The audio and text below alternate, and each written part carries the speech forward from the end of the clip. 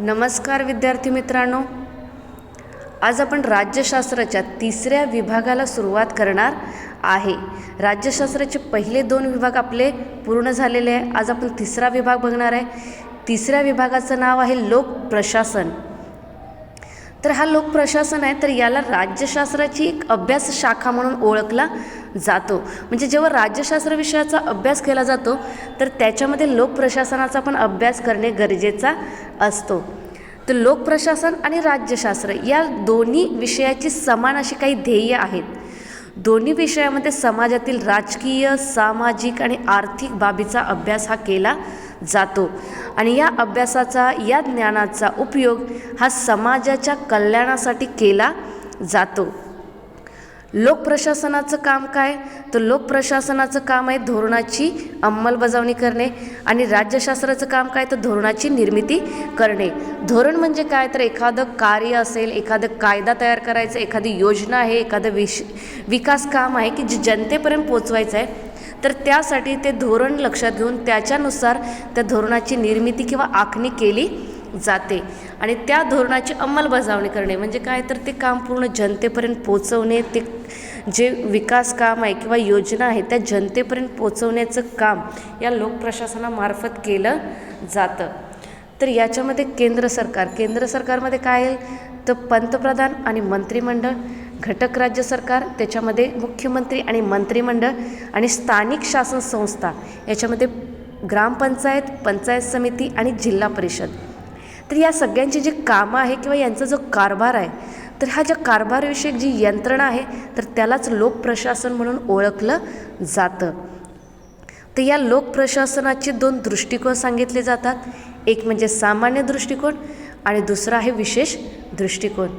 तर प्रथम आपण सामान्य दृष्टिकोन आहे, तर याच्यावर कोणकोणत्या बाबीचा भर दिला जातो किंवा कोणकोणत्या गोष्टीवर भर दिला जातो हे आपण बघणार आहे। तर लोकप्रशासनाच्या सामान्य दृष्टिकोनामध्ये पहिली गोष्ट येते म्हणजे कार्याचं नियोजन करणे आणि रूपरेषा तयार करणे। तर कार्याचं नियोजन करणे आणि रूपरेषा तयार करणे म्हणजे काय? तर आपण बघितलं की आपल्या घरामध्ये एखादा कार्यक्रम होतो, लग्न समारंभ असेल, पूजा असेल, काही पण कार्य असेल, तर ते कार्य असंच होत नाही। तर त्यासाठी आपल्याला पूर्ण त्याची रूपरेषा किंवा नियोजन करावं लागतं। नियोजन म्हणजे काय? तर प्लॅनिंग। तर त्या गोष्टीचं आपल्याला प्लॅनिंग करावं लागतं की कार्यक्रम कशा प्रकारे सेलिब्रेट करायचा, त्यासाठी आपल्या घरात काय काय आणावं लागेल, कोणत्या प्रकारे सेलिब्रेट करायचा। तशाच प्रकारे लोकप्रशासनामध्ये किंवा लोकप्रशासनाच्या सामान्य दृष्टिकोनामध्ये एखादं कार्य आहे, एखादं काम आहे की योजना ती जनतेपर्यंत पोचवायची की ती जनतेपर्यंत न्यायची किंवा राबवायची आहे, तर त्यासाठी त्याचं पूर्ण प्लॅनिंग करणे गरजेचं आहे, त्याची रूपरेषा आखणे किंवा तयार करणे गरजेचं असतं। दुसरं आहे निर्णयाच्या अंमलबजावणीसाठी संघटनेची रचना।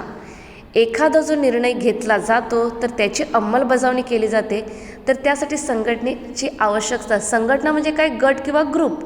तर त्यासाठी एक संघटना, गट किंवा ग्रुप हा तयार करावा लागतो आणि मग ते काय करतात की त्याची प्रत्यक्ष ही अंमलबजावणी करत असतात। त्यानंतर तिसरं सांगितले की कार्य पूर्ण होण्यासाठी लोकांची नियुक्ती करणे।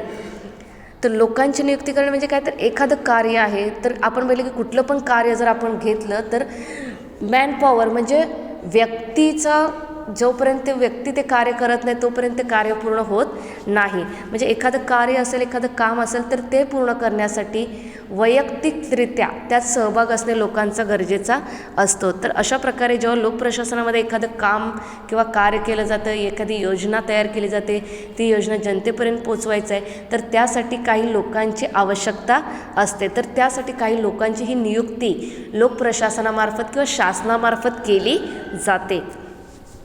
त्यानंतर तिसरं आहे कार्य योग्यरित्या पूर्ण होण्यासाठी समन्वय साधणे। जेव्हा एखादं कार्य आपण घेतो किंवा करत असतो, तर ते पूर्ण करण्यासाठी जेवढे लोक एकत्र आलेले आहेत तर त्यांच्यामध्ये एकमेकांमध्ये सहकार्य असणे, समन्वय साधणे गरजेचं आहे। तुम्हाला पण बघा, जेव्हा कॉलेजमध्ये एखादा प्रोजेक्ट दिलेला आहे, प्रकल्प दिलेला आहे आणि तुम्हाला प्रत्येकांचे 10-10 जणांचे ग्रुप तयार केलेले आहे, तर तुम्ही 10 जण तो प्रोजेक्ट तयार करणार आहे, तर त्यासाठी तुम्ही 10 जण एकत्र बसणार, त्या प्रोजेक्टवर चर्चा करणार, तो कशा प्रकारे तयार करणार आणि तुम्ही एकत्र बसून तो प्रोजेक्ट तयार करणार। म्हणजे तुम्ही एकमेकांची मदत घेऊन तो प्रोजेक्ट तयार करणार। तर त्याच्यामध्ये काय असणार की तुमच्यामध्ये एकमेकांमध्ये समन्वय असणार। तशाच प्रकारे लोकप्रशासनामध्ये एखादं कार्य आहे, एखादी योजना आहे जी ती पूर्ण जनतेपर्यंत घ्यायची आहे किंवा राबवायची आहे, तर त्यासाठी ज्या लोकांची निवड केलेली आहे ती लोकं एकत्र बसणार, एकमेकांमध्ये समन्वय साधणार आणि त्याद्वारे ते काय करणार की ती योजना पूर्ण करणार किंवा ते कार्य ते पूर्ण करणार.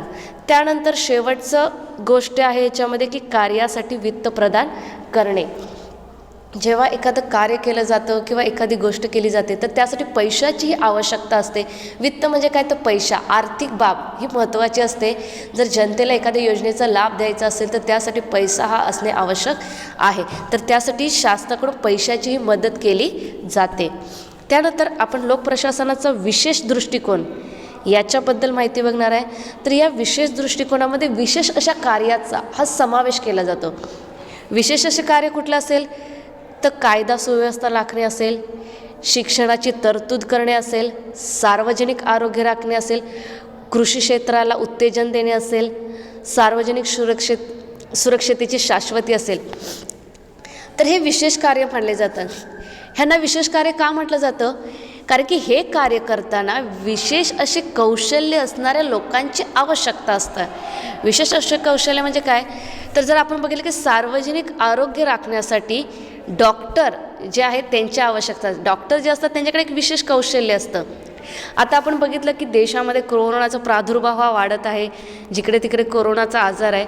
तर हा आजार आपल्याला होऊ नये किंवा या आजारामध्ये आपण कुठल्या प्रकारे काळजी घ्यावी तर यासाठी किंवा या आजाराची लक्षणे काय तर हे जास्त करून किंवा चांगल्या प्रकारे डॉक्टरांना माहीत असणार आहे. तर त्यामुळे डॉक्टर काय करणार की आपल्याला हा आजार होऊ नये किंवा आपण त्याच्यामध्ये कशा प्रकारे काळजी घ्यावी तर याच्याबद्दल ते आपल्याला माहिती सांगणार. म्हणजे सार्वजनिक आरोग्य सुरक्षित राखण्याचं काम हे आपल्या देशातील डॉक्टर वगैरे करत असतात. त्यानंतर आपण पाहिले की कायदा सुव्यवस्था राखण्याचं काम, देशामध्ये शांतता राखावी किंवा समाजामध्ये गुन्हेगारीचं प्रमाण वाढू नये हे काम कोणाचं आहे तर पोलिसांचं. पोलीस काय करतात ते गुन्हेगारीचं प्रमाण वाढू नये यासाठी वेगवेगळ्या उपाययोजना करतात किंवा तशा प्रकारे होऊ नये यासाठी खबरदारी घेत असतात. म्हणजे पोलीस हे काम करत असतात. म्हणजे अशा प्रकारे ही जी विशेष कौशल्य असणारी लोकं आहे तर ही कामं करत असतात. त्यामुळे त्यांचं काम पण एक लोकप्रशासनाचं कार्य म्हणून ओळखलं जातं. त्यानंतर या कार्य जे आहे जेव्हा हे जे कार्य प्रशासन करतं किंवा या कार्याचं जेव्हा व्यवस्थापन म्हणजे नियोजन जेव्हा प्रशासन करतं, प्रशासन म्हणजे शासन जेव्हा करतं तर तेव्हा त्याला लोकप्रशासन असं बोललं जातं. तर या लोकप्रशासनात वेगवेगळे कर्मचारी समाविष्ट असतात किंवा वेगवेगळी लोक आहेत जे लोकप्रशासनाचं कार्य करतात.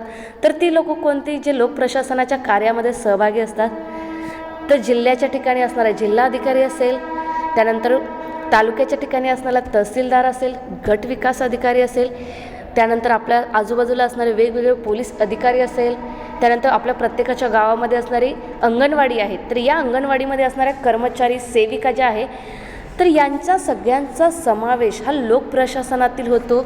आणि लोकप्रशासनामध्ये हे विविध कर्मचारी वेगवेगळे कामं करत असतात. तर अशा प्रकारे लोकप्रशासनाचा सामान्य दृष्टिकोन आणि विशेष दृष्टिकोन सांगितला जातो. त्यानंतर आपण बघणार आहे की लोकप्रशासनाचा उदय किंवा लोकप्रशासनाच्या अभ्यास शाखेचा उदय कशा प्रकारे आणि कुठे झाला. तर जी लोकप्रशासन अभ्यास शाखा आहे याचा उदय अमेरिका या देशामध्ये झालेला आहे. अमेरिकेमध्ये असणारे अमेरिकेचे राष्ट्राध्यक्ष वुड्रो विल्सन तर यांनी लोकप्रशासनाच्या अभ्यासावर जास्त प्रकारे भर दिलेला होता. तर लोकप्रशासनाच्या अभ्यासावर भर दिलेला होता म्हणजे काय तर लोकप्रशासन म्हणजे शासनाचे कार्य कशा प्रकारे असावे, शासनाने कार्य कशा प्रकारे करावे, देशाचे प्रशासन कशा प्रकारे चालावे तर या गोष्टीवर भर दिलेला होता. तर भारताचा संदर्भ आपण घेतला तर भारतात पण प्राचीन संदर्भ आपल्याला याच्यामध्ये आढळतात. भारतातील जर बघितलं आपण तर कौटिल्याचा अर्थशास्त्र ग्रंथ आहे. अर्थशास्त्र जरी नाव असलं तरी तो ग्रंथ राज्यशास्त्रावर आधारित आहे. नाव जरी अर्थशास्त्र आहे तरी त्याचं पूर्ण राज्यशास्त्र आहे. तर कौटिल्याचं अर्थशास्त्र असेल, छत्रपती शिवाजी महाराजांचे आज्ञापत्र असेल, तसंच मुघलांचे प्रशासन. तर याच्यामध्ये प्राचीन भारतामध्ये प्रशासन कशा प्रकारे होते याच्याबद्दल माहिती आपल्याला मिळते. त्यानंतर ब्रिटिश जेव्हा भारतात आले, ब्रिटिशांनी जेव्हा भारतावर राज्य केलं त्यांनी भारतामध्ये भारतीय नागरी सेवा सुरू केली आणि भारतीय प्रशासकीय व्यवस्थापन स्थापन केलं. त्याच्यानंतर जेव्हा भारत स्वातंत्र्य झाला तेव्हा स्वतंत्र भारतामध्ये भारतीय प्रशासकीय सेवा जी केंद्र सरकारची सेवा असते, त्यानंतर राज्य प्रशासकीय सेवा जी प्रत्येक घटक राज्याची प्रशासकीय सेवा असते, या 2 पातळ्यावर प्रशासन चालत असतं किंवा प्रशासन कार्य करत असतं. त्यानंतर आजचा आपण काळ बघितला की जसजसा समाज काळ पुढे जाईल तसतसं शासनाच्या कार्यामध्ये बदल करावा लागतो. जसजसा समाज पुढे जाईल तसतसे अनेक अडचणी ह्या प्रशासनामध्ये येत असतात. त्यामुळे शासनाला किंवा प्रशासनाला सामान्य दृष्टिकोनाच्या पलीकडे जाऊन पण कार्य करावे लागतात. आणि हे जे शासकीय कार्याचा जो नवीन दृष्टिकोन आला आहे त्याला सार्वजनिक धोरण असं म्हटलं जातं. सार्वजनिक धोरण म्हणजे काय? पब्लिक पॉलिसी असं त्यांना म्हटलं जातं. तर भारतासारख्या विकसित देशांमध्ये पण लोकप्रशासन आणि सार्वजनिक धोरण याच्यामध्ये अनेक बदल झालेले आहे. विकासाचा जो मुद्दा आहे त्याच्यावर आजच्या काळामध्ये जास्त प्रकारे भर दिला जातो आणि या नवीन दृष्टिकोनालाच विकास प्रशासन असं बोललं जातं. तर विकास प्रशासन म्हणजे काय? तर विकास प्रशासनामध्ये कशावर भर दिली जाते? तर देशाचा सामाजिक, राजकीय आणि आर्थिक विकास कशा प्रकारे होईल याच्यावर भर दिली जाते. भर दिली जाते म्हणजे काय? तर विकासाचं उद्दिष्ट आहे, देशाचा विकास करायचा आहे.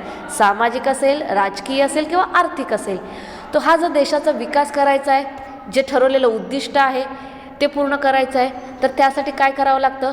वेगवेगळ्या विकासात्मक प्रकल्प तयार करावे लागतात. त्यासाठी कार्यक्रम, योजना यांची आखणी करावी लागते. त्याच्यावर जास्त भर दिला जातो. तर अशा प्रकारे लोकप्रशासनाचं प्रस्तावना आपण बघितलेली आहे आणि पुढील भाग आहे तो आपण बघणार आहे उद्याच्या लेक्चरला.